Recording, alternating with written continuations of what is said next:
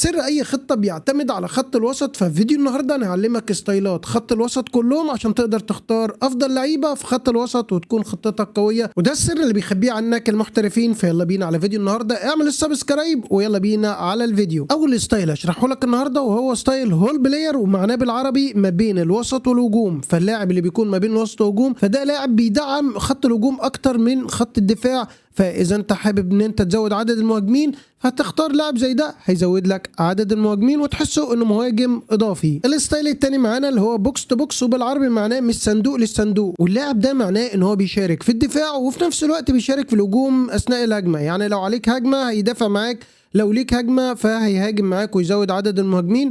وده لاعب طبعا بيكون مميزاته الاستامينا عاليه وبيقضي معاك المباراه كامله وطول الماتش رايح في الهجوم وراجع يدافع، فمقضيها رايح جاي واكتر لاعب بيجري في الملعب. ثالث اسلوب معانا وهو اسلوب الانكر مان. الاسلوب ده معناه بالعربي الارتكاز، وده لاعب بيكون مدافع اضافي، يعني بيدافع بكل ما عنده وما بيهاجمش خالص. فلو انت عاوز تزود عدد المدافعين عندك فاختار اللاعب ده. من مميزاته اكتر ان هو مهاراته الدفاعيه بتكون عاليه ومش بيكون هجومي خالص نهائي.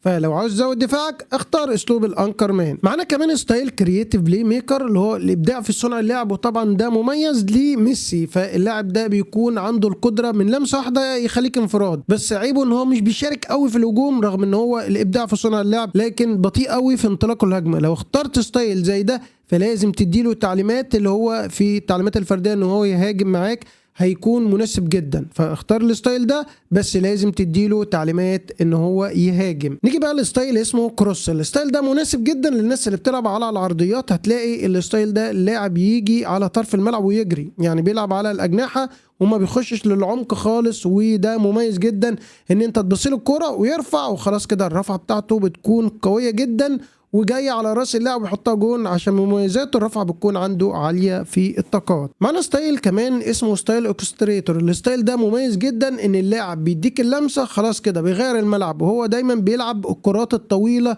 اللي بيسقطها جوه للهجوم، اللي هي زي يعني شبيهه للسيرولوب. لمسته بتكون فعلا مبدع في اللمسه بتاعته، بيخليك انفرادات انفرادات انفرادات، يعني نقول قريب شويه للابداع في صنع اللعبه. بس الستايل ده بيلعب الكرات الطويله اكتر، فاهم انت؟ بينقل الكوره بيغير ملعب، بتلاقيه بيلعب لمسات بتكون يعني جامده جدا جدا. فالستايل ده مميز جدا للعيبه.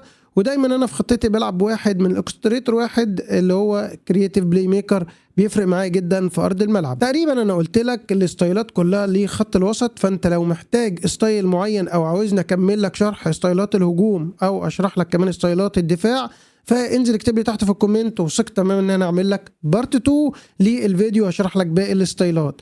وكده يا جماعه نكون وصلنا لنهايه الفيديو. يا رب يكون الفيديو افادكم بمعلومه. اشوفكم في حلقه جديده، الى اللقاء في حلقات قادمه.